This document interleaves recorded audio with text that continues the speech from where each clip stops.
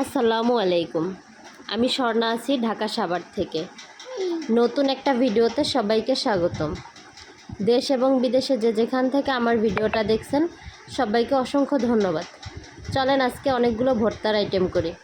প্রথমেই আমি শুকনো মরিচগুলোকে তেলের ভিতরে ভেজে নিয়েছিলাম। সেই মরিচ আর লবণ দিয়ে বেশ ভালোভাবে মরিচটাকে ভেঙে নিলাম। এখন দিয়ে দিলাম অনেকগুলো পেঁয়াজ কুচি। এগুলোকেও মরিচের সাথে বেশ ভালোভাবে মাখিয়ে নিতে হবে। এই তো মরিচ পেঁয়াজের ভর্তা প্রায় রেডি। এখন আমি দিয়ে দেব সরিষার তেল। তো এগুলোকে আরও বেশ ভালোভাবে মাখিয়ে নিব।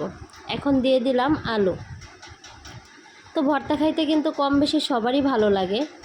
আলুর ভিতরে একটু লবণ দিয়ে দিলাম। এখন আলুগুলোকে বেশ ভালোভাবে ভেঙে নিব। তো ভর্তাটা কিন্তু অনেকের অনেক পছন্দ, বিশেষ করে আমাদের বাসায় ভর্তা হলে তো আর কিছু লাগেই না। এখন আমি একে একে সবগুলো মরিচ ভর্তা এর ভিতরে দিয়ে দিব। এই তো আমাদের বাসায় ঝালের পরিমাণটা একটু কম খায়, তার কারণে আমি ঝাল একটু কম দিলাম।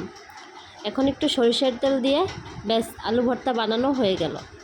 এখন করে নিব ডিম ভর্তা। আর হ্যাঁ, বৃহস্পতিবার রাত্রে আমি বেশিরভাগ ভর্তার আইটেমটাই করি, কারণ আপনাদের ভাইয়া ভর্তা খেতে খুব পছন্দ করে। ডিম ভর্তাটা কিন্তু অনেক মজার একটা ভর্তা। মরিচ পেঁয়াজের ভর্তাটা আবারও দিয়ে দিলাম স্বাদ মতো লবণ। এই তো একটু সরিষার তেল দিয়ে দিলাম। এখন এটাকে ভালোভাবে মিশিয়ে নিতে হবে। আমি আবারও বলে দিচ্ছি, আমরা ঝাল কম খাই, সেজন্য একটু ঝালটা কমিয়ে দিয়েছি। এখন আমি বেগুনের ভর্তা করব। তার জন্য বেগুনগুলোকে বেশ ভালোভাবে কষলিয়ে নিলাম। এখন দিয়ে দিলাম মরিচ পেঁয়াজের ভর্তা, সাথে লবণ। স্বাদ মতো লবণ দিয়ে এগুলোকে বেশ ভালোভাবে মাখিয়ে নিতে হবে, যাতে করে মরিচের সাথে বেগুনটা মিশে যায়। এরপরে একটু সরিষার তেল দিয়ে দিলাম।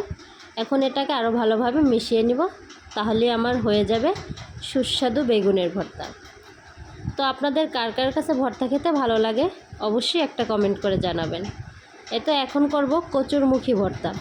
একটু হালকা একটু শক্ত শক্ত ছিল, যার কারণে আমার ভাঙতে একটু কষ্ট হচ্ছে। যাক, সমস্যা নেই, এগুলোকেও আমি ভেঙে নিব ভালোভাবে।